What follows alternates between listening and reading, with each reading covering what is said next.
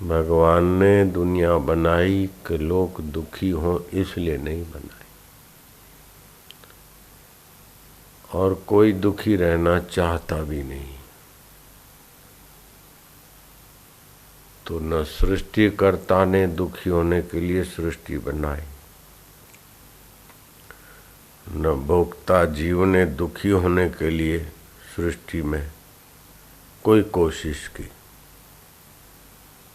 फिर भी लोग दुखी क्यों? परम सत्ता ईश्वर ज्ञान स्वरूप है और चेतन रूप है, और वही ईश्वर आत्मा होकर बैठे। हाथ को पता नहीं मैं हाथ हूँ, लेकिन चैतन्य ईश्वर की सत्ता से मन जानता है कि हाथ है। मन ठीक जानता कि नहीं जानता, उसका निर्णय बुद्धि करती है। बुद्धि का निर्णय ठीक है कि बेठीक है, उसको देखने वाला भी ज्ञान स्वरूप सूक्ष्मतम चैतन्य परमात्मा है, और वो हमारे हितैषी। अगर हितैषी नहीं होते और अंतर्यामी नहीं होते, चेतन नहीं होते, तो हम बुरा काम करते तो हृदय की धड़कनें क्यों बढ़ती है? हम तो नहीं चाहते बुरा काम कर, हृदय में डर आ जाए, धड़कने। अच्छा काम करते तो बल कहाँ से आता है? तो मानना पड़ेगा वो चैतन्य है, ज्ञान स्वरूप है और हमारे हितैषी है। जैसे बच्चा बुरा काम करता है तो माँ बाप रोकते हैं क्योंकि बुरा फल होगा। अच्छा काम करते तो उसको पोषते हैं। ऐसे ही त्वमेव माता च पिता त्वमेव, माता का अंतरात्मा होकर बैठे, पिता का त्वमेव बंधु च सखा त्वमेव। माता पिता गुरु बंधु का अंतरात्मा होकर बैठे परमेश्वर। त्वमेव विद्या द्रविणम त्वमेव त्वमेव सर्वम मम देव देवा। तुम सर्व रूप में आप हो, मेरे देव हो। तो फिर मैं दुखी क्यों? और वो समर्थ सृष्टा हमको दुखी करना नहीं चाहते, हम दुखी रहना नहीं चाहते। वो हमारे से दूर नहीं है और उसने हमारी उपेक्षा नहीं की। अगर उपेक्षा कर ली होती तो हम अच्छा काम करें तो हमें फिर अच्छी जगह पर सत्संग में प्रेरित नहीं करता, और बुरा काम करते तो हमारे दिल की धड़कनें नहीं बढ़ाता। तो हमारी उपेक्षा भी नहीं की सृष्टा ने,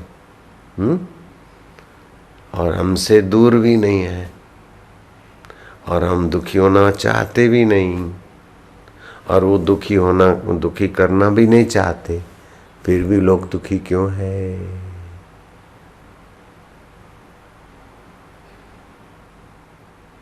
बिल्कुल साफ प्रश्न है। बस बात का समाधान, सच्चा समाधान मिलेगा वेद शास्त्र महापुरुषों के अनुभव के अनुसार। बोले दुखी कौन है कि जिसे विशाल तृष्णाएं है?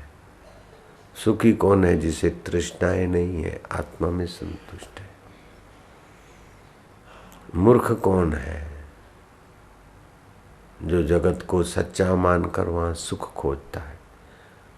बुद्धिमान कौन है जो सत्य को खोजकर उसमें विश्रांति पाता है और पूर्ण सुख को पा लेता है? पूरा प्रभु आराध्या, पूरा जाकर नाम।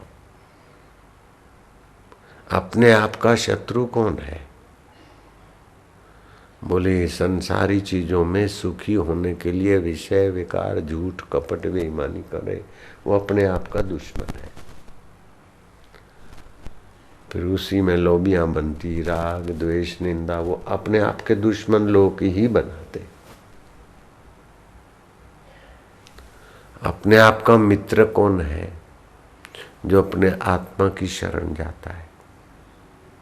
आत्मैवात्मनो बंधु आत्मे रिपुरात्मना, ये शास्त्र आया, गीता है। बंधुरात्मनात्म तस्य ये नात्मैवात्मना जिता अनात्मनस्तु शत्रुते वर्तेतात्म शत्रुवत्। वो अनात्म वस्तु है, परिवर्तनशील है परिस्थितियां, उसमें जो अपने को खपाता है सुखी होने के लिए, सेवा के लिए लग जाए तो अहोभाग्य है, लेकिन सुखी होने के लिए, अहम पोषने के लिए, कुछ बन के दिखाने के लिए अपने आप का दुश्मन है। आत्मा परमात्मा की सत्ता पर पर्दा डाल दिया और अपने मैं से कुछ बनकर दिखाना चाहता।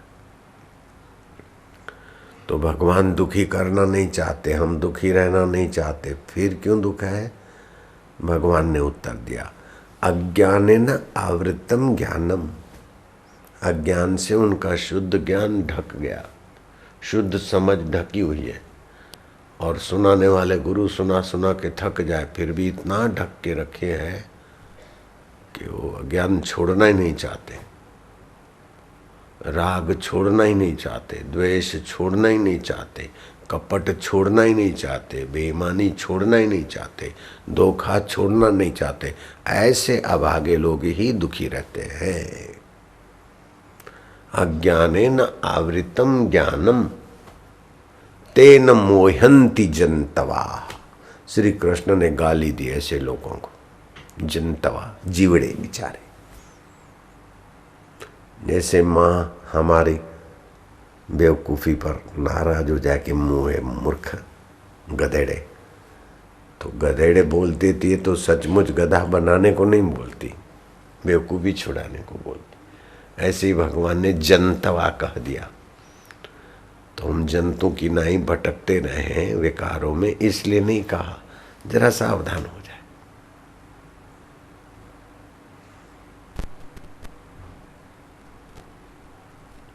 ना दत्तम कश्चित पापम ना सुकृतम विभु अज्ञानेन आवृतम ज्ञानम तेन मोहयंती जनतवा। अज्ञान से उनको उनका शुद्ध ज्ञान और शुद्ध समझ दब्बू हो गई, ढक गई, इसलिए वे मोहित हो जाते। तुलसीदास ने कहा, मोह सकल व्याधि न कर मूला। मोह से सारी व्याधियां पैदा हो जाती, कर करके भी आखिर मरते दुखी होकर फंस गए। तो अज्ञान ऐसा हावी हो जाता है कि गुरु कहते कुछ है और अर्थ कुछ लगाकर लोग भटक मरते। कबीर जी ने ऐसे लोगों पर दया करके गाली सुना दी, मीठी गाली। भटक मुआ भेदू बिना पावे कौन उपाय, खोजत खोजत युग गए पाँव को उस घर आए। सुख मैं शादी करना चाहता हूँ, मैं घर रहना चाहता हूँ, मैं दुकान में रहना चाहता हूँ, मैं आश्रम में रहना चाहता हूँ, मैं शायद तलाक देना चाहता हूँ, ये चीज़ें फालतू बकवास है। सभी के गहराई में दुख का अंत और सुख बना रहे, यही चाहते। शादी करते तो सुखी होने के लिए और तलाक देते तो सुखी होने के